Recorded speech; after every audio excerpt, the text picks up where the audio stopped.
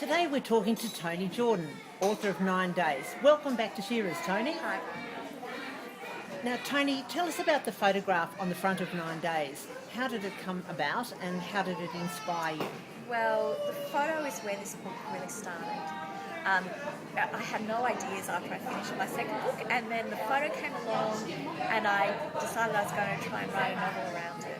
And when you see the picture, it's a soldier sort of leaning from the window of a troop train going off to World War II, and his sweetheart is on the platform being lifted up to kiss him before he leaves.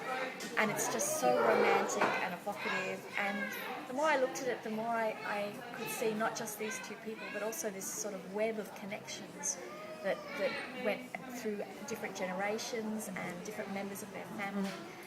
So I decided to try something very different, which was a story of the whole family. Now, what did you learn about wartime Australia while you were researching 9 Days? The research was enormous, I can imagine.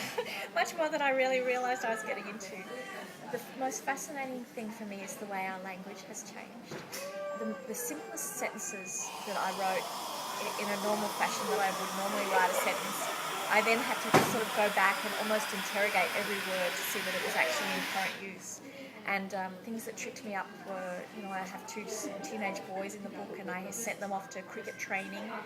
But of course, training is an Americanism. Was it practice? Practice, yes. It was cricket practice, is what we said back then. And every sentence and almost every phrase had these words, and I had to sort of think back about how my grandmother would speak to us. My grandmother is still alive, she's 95, and I would ring her up and ring up Mum and say, go and ask Granny how she would say this. And really the way our language has changed was an enormous difference. I can imagine.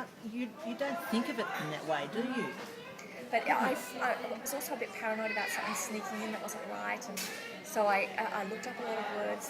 There's dictionaries where you can look up first recorded use of a word in Australia, so I had to sort of triple check everything because I wanted it to, most important to me was that it sounded genuine. I know I've been looking at newspaper cuttings from the 1900s and I get a smile on my face sometimes when I read the sort of the very complex, but in a sort of an immature way that some of the sentences were created. Yeah, it's really different, amazing. Now, you've just finished your residency in China. What are you doing next? Well, I've got some notes for a novel that I went to start on there. Living in China was the most amazing experience. I've never lived overseas before, and for my work, for a writer, just living in another country where I can't speak Chinese. So I was perpetually an observer for 3 months. I was on the outside of conversations and unable to eavesdrop on the train and unable to speak to anybody pretty much. So all I could do was note the way people interacted, and especially non-verbal communication. I was really interested in how I communicated with people when we had no common language. So I've made a lot of notes about that, and that's kind of starting to form a shape. But it's going to be an interesting project. Now, getting back to 9 Days, the structure was really interesting, focusing on 9 days. Why did you choose it to tell in this manner?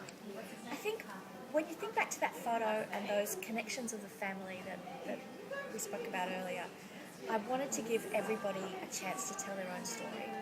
And one of the most interesting parts for me of writing in the first person is this kind of a space between the public person, the person you can see from outside, and the private person when you're actually in someone's point of view. And having this structure meant that all the characters could appear as characters in other people's chapters, so you could see them as the world saw them or as other people saw them. But then they also had a private chapter of their own where you see what themselves. they're like on the inside. And sometimes those don't entirely match up. And I find that space where we're different on the inside than the way people see us to be so interesting. And the other thing I loved about it was because it's nearly 70 years, you see someone when they're 15 and then you see them when they're 80. Yes. And I had to think really hard about what made that person the same person, but not identical, because so many things that happened. Yes. But there's got to be something that's recognisable. So it's about, and also it's about, because it's a family story, it's about those people you're slightly different with your sister than you are with your mother, than you are with your child. So the structure enabled me to sort of show these fragments of people and have them add up to a whole. Now, what is the last book you really loved when you read it?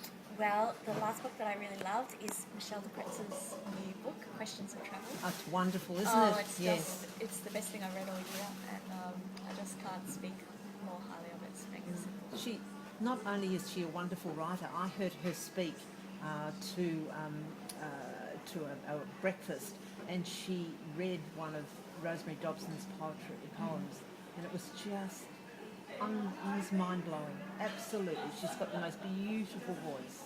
Fantastic. Thank you for coming to Shearer's today. It was Thanks, lovely to talk to you, and good luck. We were enjoying selling 9 days. Thanks so much.